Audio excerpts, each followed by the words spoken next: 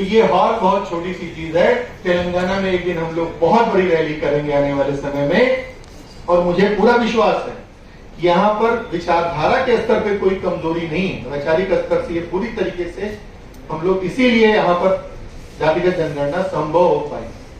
Parties देखिए अलग अलग स्टेट में अलग अलग काम कर रही हैं, लेकिन हम लोगों को केवल इस बात पर ध्यान रखना है कि कौन सी पार्टी संविधान के पक्ष में खड़ी है और कौन सी पार्टी संविधान के विरोध में खड़ी है। संविधान को, क्योंकि हमारा सारा अधिकार संविधान से, राइट टू एजुकेशन हो, हम लोग अभी प्रयास कर रहे हैं, माननीय राष्ट्रीय अध्यक्ष जी से भी बात हुई थी कि जो हमारा स्वास्थ्य का अधिकार है, जो आज हम लोग प्राइवेट हॉस्पिटल्स में भटकते रहते हैं, 12 लाख 50 लाख बिल बन जाता है, स्वास्थ्य का अधिकार मौलिक अधिकार घोषित होना चाहिए। Right to health should be declared as a fundamental right.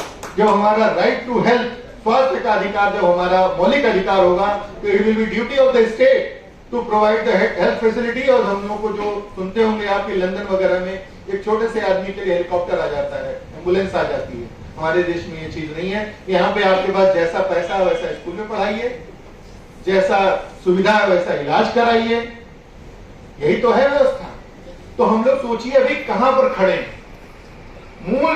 मौलिक जो चीजें हैं, आरक्षण मिल नहीं रहा है, नौकरी मिल नहीं रही है, स्वास्थ्य की सुरक्षा है नहीं, इंश्योरेंस की बात आप कर रहे थे।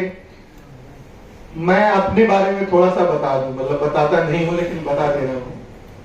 मैंने अभी तक अपने जीवन में करीब 1200 लोगों को, जो लोग रिकॉर्ड्स में, लैंड रेवेन्यू रिकॉर्ड्स में डेड डिक्लेयर हो जाते थे, मृतक डिक्लेयर हो जाते थे, उनको मैंने सुप्रीम कोर्ट के माध्यम से और भी अदालतों के माध्यम से जिंदा कराने का काम किया कागजों पर। और एक कागज मूवी भी बनी है हमारे केस पर, जो है आप लोग कभी अगर देखिएगा गूगल पे मिल जाएगी। सतीश कौशिक उसमें हमारा रोल किए हैं और सलमान खान उसके प्रोड्यूसर, और पंकज त्रिपाठी उसमें एक्टर हैं। एक व्यक्ति था जिसको 25 करीब 18 साल तक डेड डिक्लेयर कर दिया गया था। मैंने उसकी तरफ से 25 करोड़ के मुकदमे, मुआवजे का मुकदमा हाईकोर्ट में सीधे फाइल किया था। Since he was declared dead by the Lekpal, he was a state authority, hence he should get the compensation of ₹25 crore. वो पिटिशन एडमिट हो गई थी लखनऊ हाई कोर्ट में। पहला मुकदमा था देश का जो मुआवजे का मुकदमा सीधा हाई कोर्ट ने रिट में अलाउ किया था, क्योंकि हमने बेस में लिया था कि right to live with human dignity is our fundamental right, जो हमको मिलना चाहिए। और अगर सरकार ने हमको मारा है तो वो मुआवजा हमको मिलना चाहिए। तो मैं आप लोगों से यही कहना चाहता हूं कि समाज में देखिए बहुत सारी इस समय प्रॉब्लम्स हैं। हम लोग जो लगातार काम कर रहे हैं, आरक्षण के मुकदमों पे काम कर रहे हैं, आरक्षण के मसलों पे काम कर रहे हैं। और एक और समस्या हमारे बीच में आती जा रही है, 27 तरीके की डिसेबिलिटीज हो रही है बच्चों में। आने वाले समय में कोई बच्चा बोल नहीं पा रहा है, कोई सुन नहीं पा रहा है, तमाम तरीके की अंडरस्टैंडिंग की दिक्कतें हैं। उन बच्चों के लिए भी हम लोग कोड के माध्यम से काम कर रहे हैं। तो समय बहुत हो गया है, मैं खुद लेट हो गया था, आप लोग का बहुत सारा समय लिया मैंने, जो है फ्लाइट ही लेट हो गई थी, थोड़ी 10:40 की फ्लाइट थी।